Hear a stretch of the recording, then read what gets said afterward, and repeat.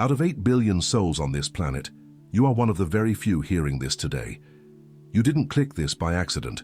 It wasn't just the algorithm. It's because there is something in you that heaven needed to reach before the week was out. And I know what you're going through. I know about the war, I know about the resistance, I know about that weight you wake up carrying, the one you can't quite explain to anyone. But listen closely. Ordinary people don't get attacked like this. Common targets don't face this level of pressure.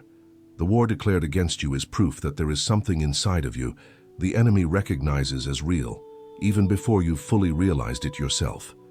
Stay with me until the end of this message.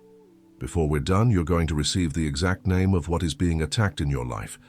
And once you know the name, everything changes. But before we get there, I need to meet you right where you are. Have you ever found yourself wide awake in the middle of the night, 3 a.m. sharp for no apparent reason? No alarm, no noise, just a sudden jolt, a feeling in your gut that something is wrong. You lay there, staring at the ceiling, trying to figure out what it is. You run through your bank account, your kids, your job, your health. Nothing fits perfectly, but the feeling stays. You aren't in a panic. You're on high alert. It's as if a part of you knows something is happening on a level your conscious mind can't see yet.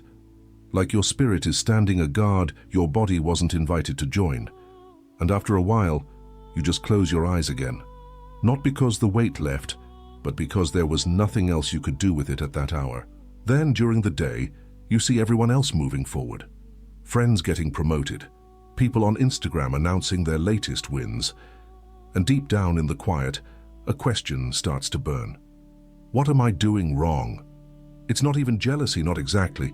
It's that silent comparison that eats you alive because it seems to confirm exactly what the enemy wants you to believe. That everyone else is being blessed. That the line is moving for everyone but you. That there's something specifically off about you. Something you can't name but you can definitely feel. And then there's that heaviness in your chest, that weight with no name, no address, no visible cause.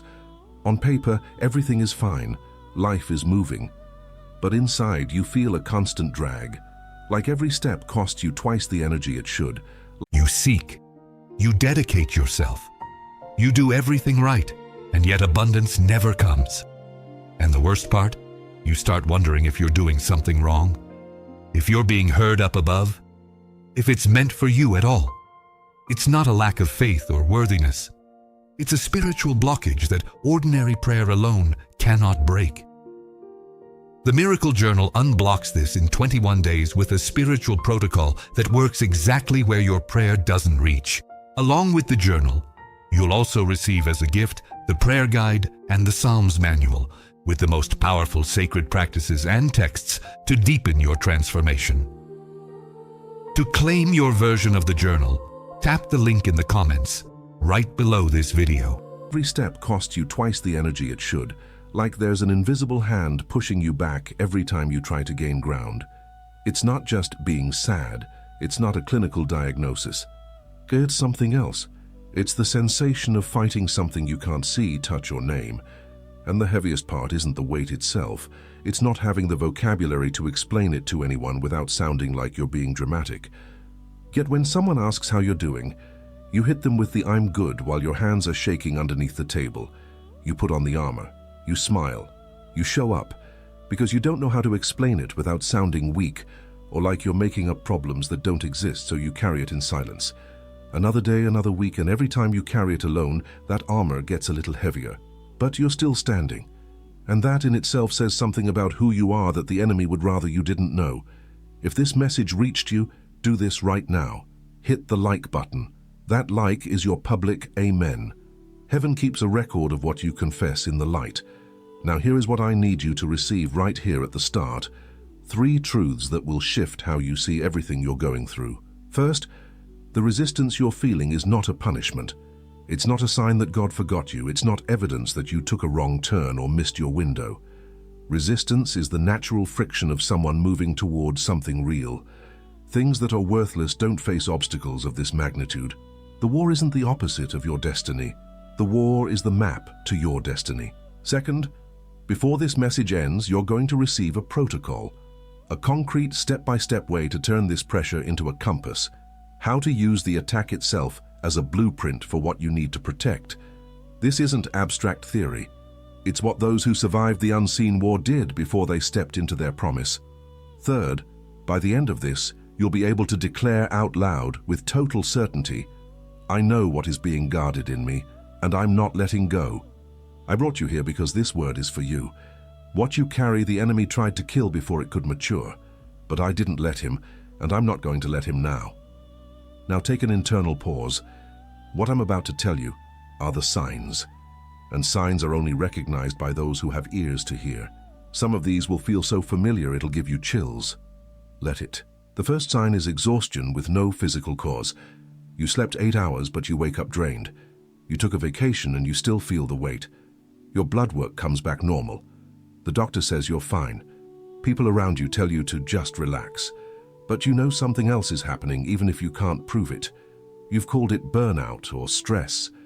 But what it really is, it's your spirit in battle while your body doesn't understand the source of the fatigue. When there's an active spiritual war over your life, the battlefield isn't physical. It's the unseen realm. The exhaustion you feel is the real-world cost of inhabiting a body that is caught in a crossfire beyond human sight. That's not weakness. That's the price of carrying something with spiritual weight. The second sign is disturbed dreams, interrupted sleep, restlessness. You wake up in the middle of a dream without finishing it. You have high-stress dreams with no clear story, no beginning, no end. Or you simply can't hit that deep REM sleep even when you're exhausted.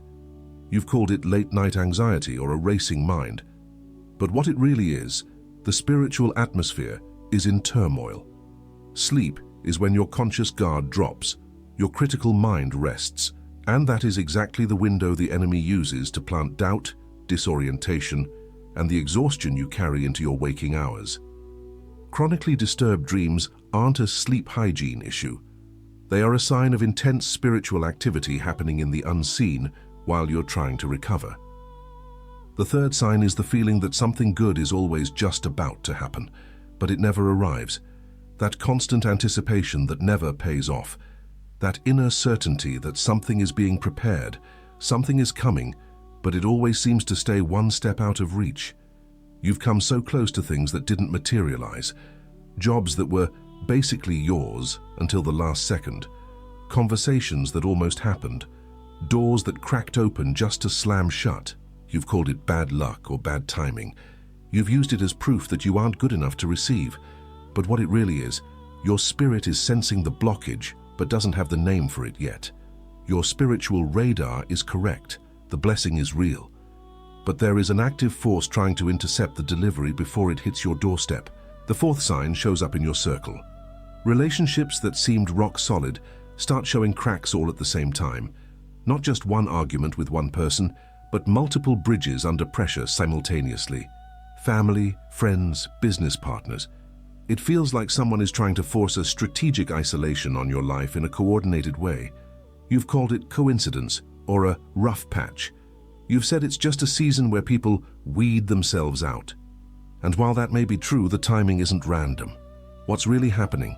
The enemy is pressuring your connections to isolate you, because what is stored up for you cannot be carried alone.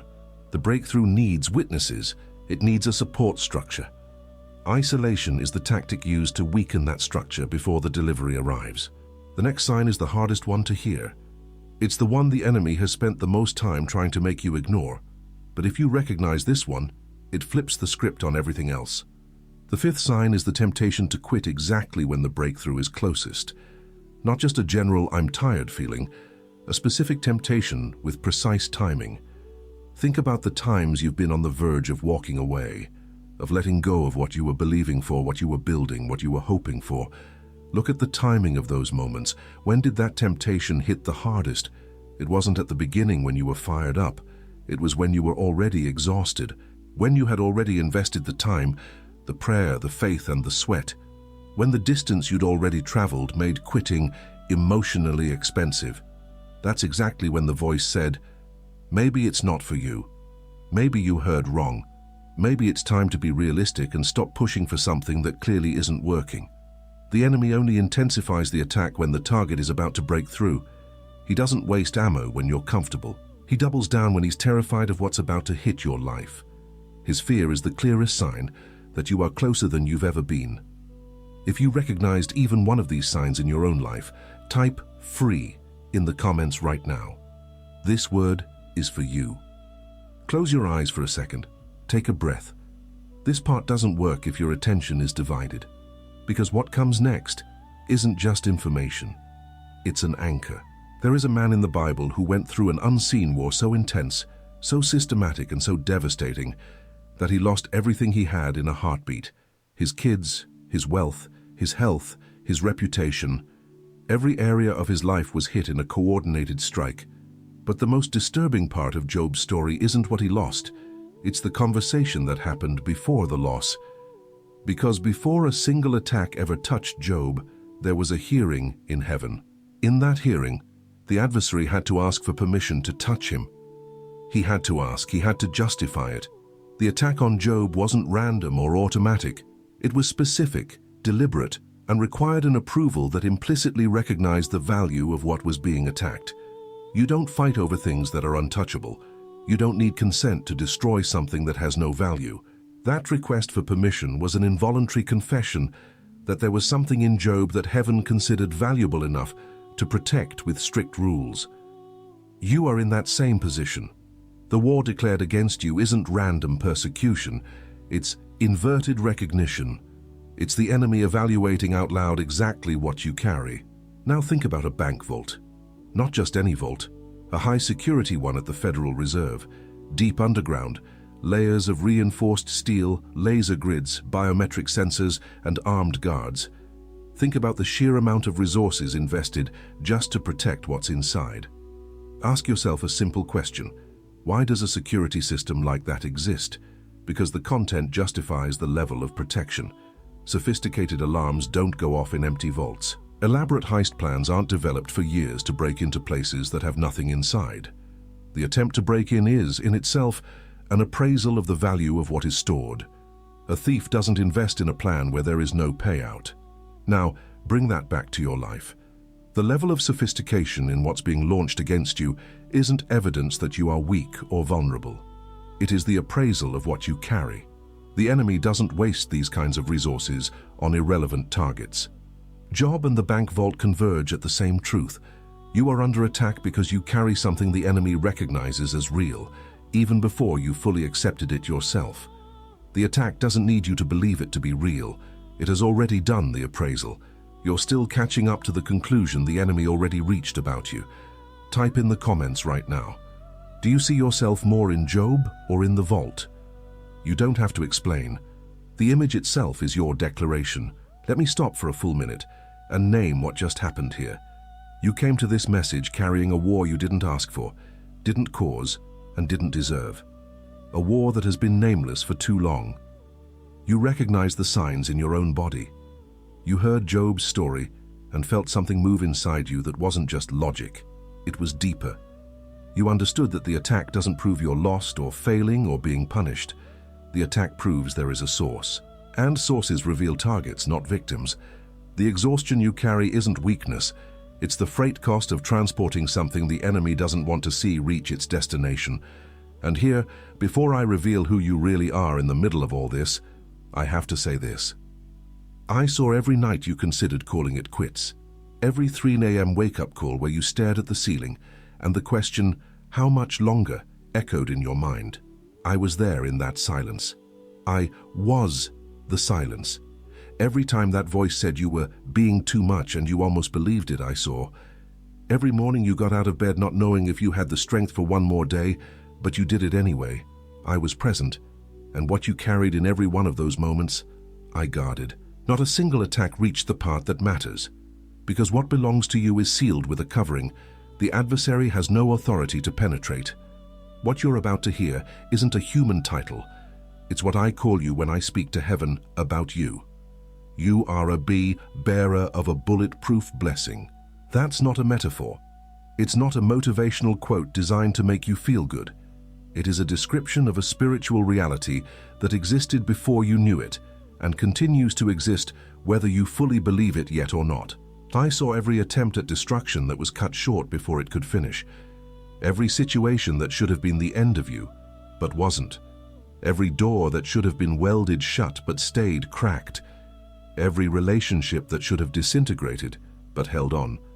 It wasn't luck, it wasn't good timing, it wasn't your own hustle, it was deliberate intervention, because what is sealed over your life cannot be cancelled by someone who doesn't have the authority to overrule a decree made in heaven.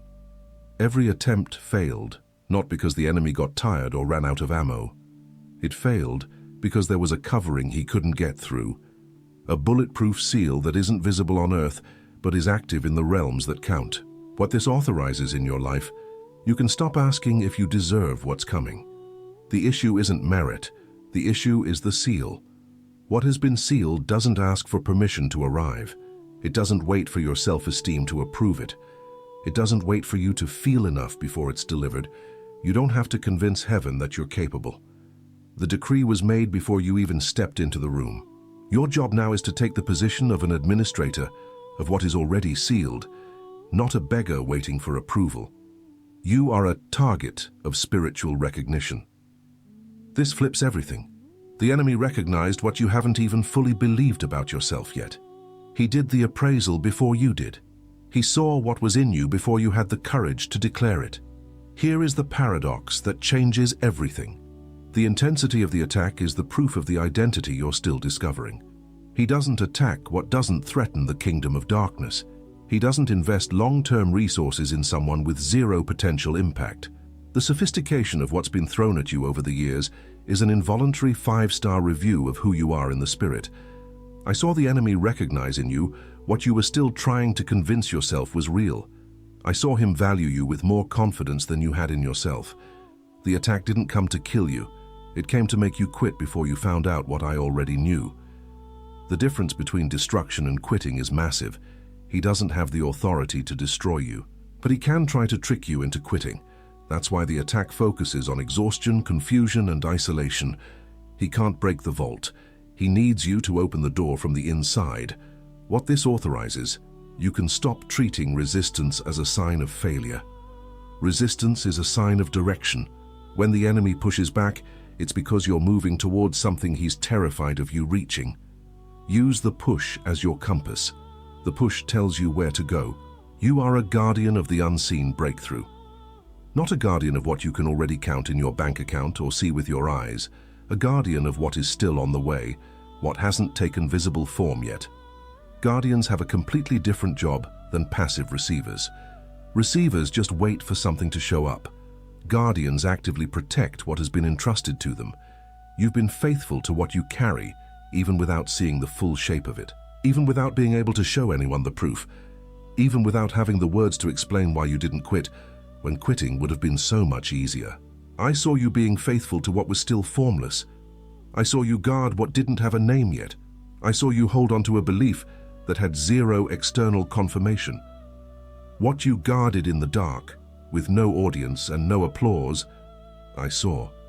And what is guarded with that level of loyalty I deliver, in the right time, in the right way, for the impact it was designed for. What this authorizes, you can stop shrinking what you've received to fit into what people around you are ready to handle. What's in you was designed for an impact bigger than your current environment can contain. Declaring that isn't arrogance, it's your responsibility as a guardian. You weren't called to manage what the world can handle right now. You were called to protect what was deposited in you until your appointment with destiny arrives.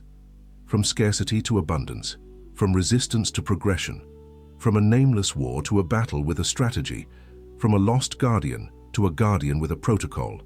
Type in the comments the name of the identity that hit you the hardest just now. Bearer of a bulletproof blessing, target of spiritual recognition, guardian of the unseen breakthrough. Write the name. One word is enough. And if you aren't subscribed yet, do it now. What is delivered here is sequential. The next video starts right where this one ends. Now, for the practical delivery, what you just received doesn't end with a revelation. It ends with a protocol, because identity without practice is just pretty information. And this message wasn't sent to inform you and leave you in the same spot. It was sent to shift your position. This is a protocol of the revealed shield. 3 steps. Not to ask for protection like someone who isn't sure they'll get it. To declare the covering like someone who knows exactly what they carry and the authority they have over what was sealed for them. Step 1. Name the attack. Not generically, not "I'm having a hard time." Be specific. In which area is the attack the most intense right now? Relationships, finances, mental health, your calling? The enemy's fog only works as long as it's nameless. What has no name can't be covered with precision. When you name it, you turn the fog into a target. A target can be covered, declared, and defended. Grab a piece of paper, or do this in your head right now. Give it a specific name, not the feeling, the area. Step 2. Trace the real target. The enemy doesn't attack what doesn't matter, so the point of attack reveals the point of value. Take what you named in step 1 and flip it. If the attack is on your finances, what he's trying to stop is the provision, the influence, and the impact that comes with resources in your destiny. If the attack is on your relationships, he's trying to stop the support system, the witnesses, and the partners your blessing will need. Trace the opposite of the attack. What he wants to destroy is exactly what needs to be protected, accelerated, and declared. The enemy's map is the map to your breakthrough. Step 3. Declare the guard. Not as a plea from someone who doesn't know if they'll be heard, but as the stance of someone who knows the decree is already signed. There is a massive difference between asking for a lock and knowing you already have the key. You aren't asking God to show up. You are activating what he already established. Put your hand on what you identified as the target in step 2 and say it out loud, firmly. This is covered. The decree is made. I am the guardian of what is sealed here. The sign of confirmation isn't euphoria. It isn't an emotional high. It isn't the urgent need to call someone to see if it worked. The sign is stillness. A specific kind of quiet that isn't empty. It's an anchoring, like when a storm stops and the air goes still before it clears. If you felt that, or if you feel it in the next few minutes, that is your sign that the declaration was received in the realm that matters. Type "received" in the comments right now if this protocol reached you. But before I close this, I have to prepare you for what is going to happen in the next 72 hours. Not as a possibility, as a certainty, because the enemy is going to react to what was declared here. In the next 72 hours, 3 things will be thrown at you, and the fact that I'm naming them now is exactly what will keep you standing when they arrive. The first tactic is source confusion. It won't look like an outside attack. It'll be disguised as an honest, mature self-evaluation. It'll sound like you being realistic and responsible with yourself. A voice will say, maybe the problem is just you. Maybe you just misread your own feelings. Maybe you just have a bad attitude or a weak mindset. It will sound like humility. It will sound like personal growth. It will use the language of therapy and self-help. But the real goal is to move the address of the problem from the outside to the inside. Because as long as you believe the problem is you won't cover what is actually being attacked. When that voice arrives, you already know its name, source confusion, and you already know what to do with it. The second tactic is strategic burnout. It won't hit like a sudden, obvious defeat. It'll hit like a cumulative fatigue that feels completely legitimate. A level of exhaustion that feels like a sign you should step back, rest, or wait for a better time when you have more energy. It will sound like self-care. It will sound like common sense. But the timing isn't a coincidence. Strategic burnout always peaks right when the wall is about to break. The enemy knows that if you back off now, the cycle resets. The temptation to stop will be higher than at any point in the journey. That intensity is the proof that you are closer than you've ever been. The third tactic is progressive isolation. It will be disguised as a justified disappointment with specific people. Someone will let you down. Someone will fail you right when you need them. And a voice will try to generalize that one disappointment to everyone in your life. It'll try to turn a single event into a broad conclusion. People can't be trusted. You're better off alone. Protect yourself by closing off. But remember the revelation. Your breakthrough cannot be sustained alone. Isolation isn't protection. It's the strategic amputation of the infrastructure your blessing is going to need. And there is one enemy more sophisticated than those 3. It's your own voice. The internal voice that will say, right after you recognize that something real is happening. Maybe you're just overthinking it. Maybe you're making a big deal out of nothing. That voice is the most dangerous because it speaks with your own vocabulary. It uses the language of being sensible. It uses your own internal accent. It produces total inaction while looking reasonable. It's the ultimate tactic, using the virtue of humility to produce the result of surrender. You already know the names of all four. Type protected in the comments right now. The decree is sealed. Now do one thing for me before we finish. Put your hand on your heart. Feet flat on the floor. Take one slow, deep breath. You don't have to close your eyes if you're in public, but do it now. I need you fully present for this.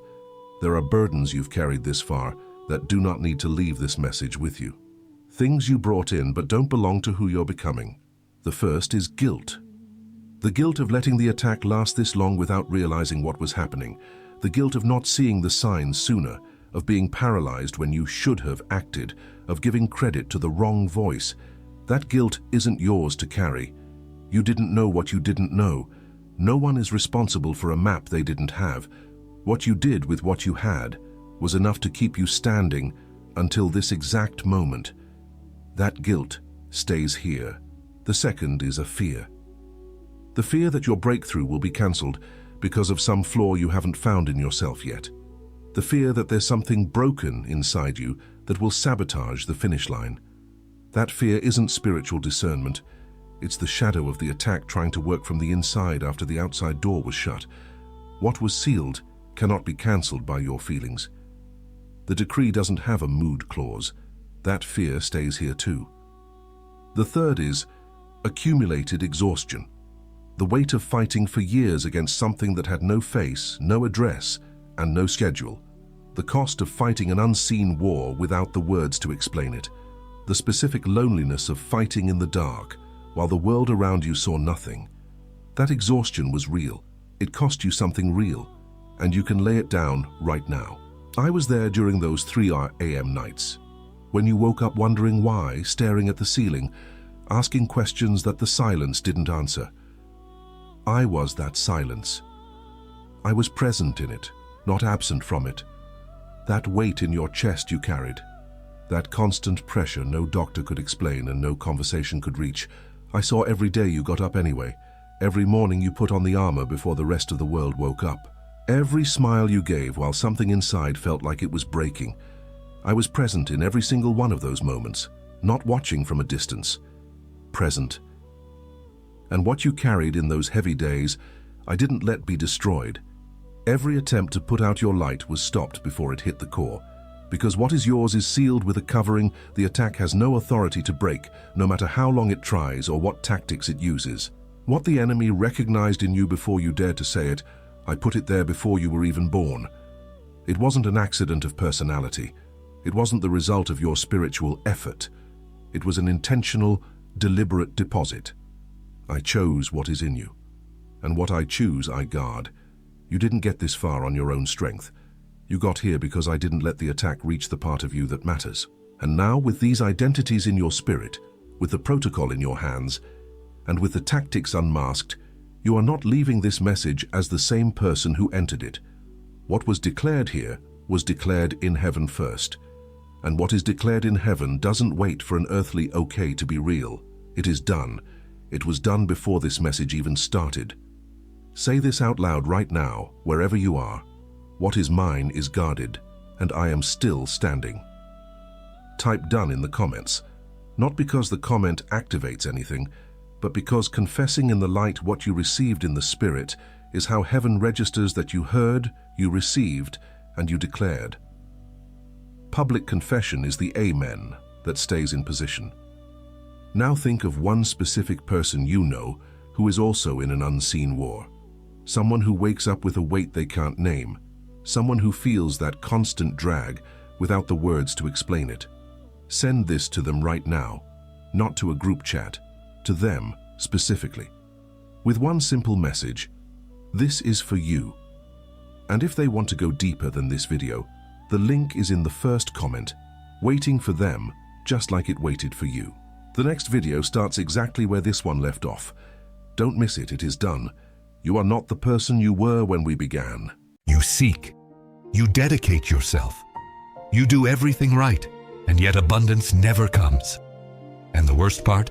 You start wondering if you're doing something wrong, if you're being heard up above, if it's meant for you at all. It's not a lack of faith or worthiness. It's a spiritual blockage that ordinary prayer alone cannot break. The Miracle Journal unblocks this in 21 days with a spiritual protocol that works exactly where your prayer doesn't reach. Along with the journal, you'll also receive as a gift the prayer guide and the Psalms manual, with the most powerful sacred practices and texts to deepen your transformation. To claim your version of the journal, tap the link in the comments right below this video.